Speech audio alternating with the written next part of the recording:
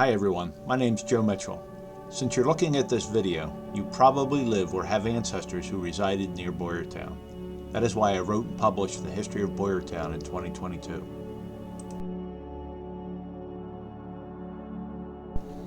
This 155-page, 8.5 by 11 paperback tells the history of this quaint borough. You will learn who owned the 5 tracts on which the borough stands and what was the catalyst that led to the creation of Boyertown. The book details the history of every building within a block of the crossroads and includes more than 300 surnames and 700 individual names. The information in this book is from primary sources such as deeds, maps, wills, and newspapers. More than 1,500 facts are meticulously referenced at the bottom of each page. So let's get started. Sit back and relax while I provide an overview of the history of Boyertown. William Powell bought this 200-acre tract in 1714. He likely bought this tract at the behest of Thomas Rudder Sr. because of iron deposits found near 230 South Reading Avenue. Rudder bought the tract from Powell in 1719, and he built the Colebrookdale Furnace at 15 Mill Street a year later.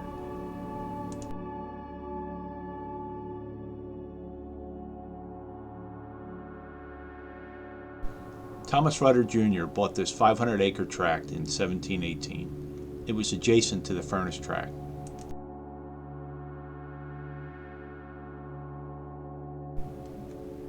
Thomas Potts leased the Colebrookdale Furnace from Thomas Rudder Sr. around 1725.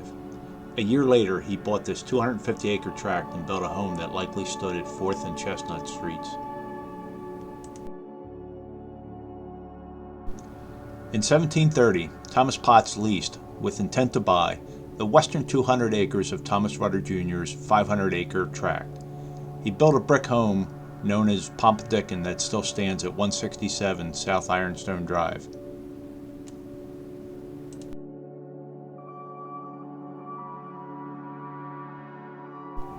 In 1772, a year after the Colebrookdale Furnace closed, Henry Stauffer bought 200 acres that included the northern part of the furnace tract.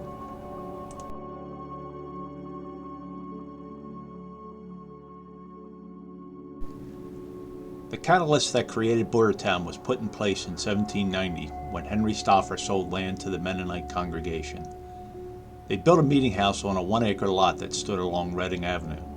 The meeting house was an important destination, so the path of Swamp Road was diverted from the Colebrookdale iron mine to the meeting house. This created a T intersection that became the center of Boyertown. Henry Boyer bought 6 acres in 1801 and he built an inn next to the meeting house. 2 or 3 years later, he built a store across the street from the inn. The borough began to grow. In 1812, Philadelphia Avenue was extended between Boyer's Inn and the meeting house, creating the familiar crossroads in the center of town.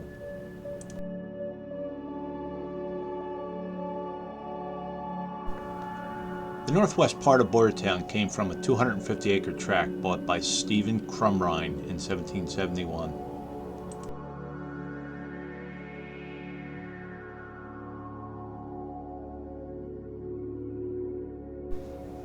The last tract was owned by Lewis Walker in the 1770s and yielded part of the eastern section of the borough.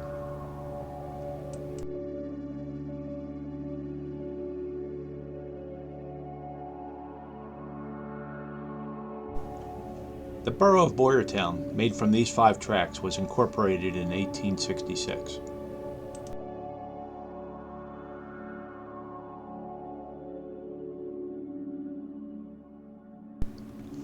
If you'd like to learn more about the history of Boyertown, visit us at www.bhr1752.com.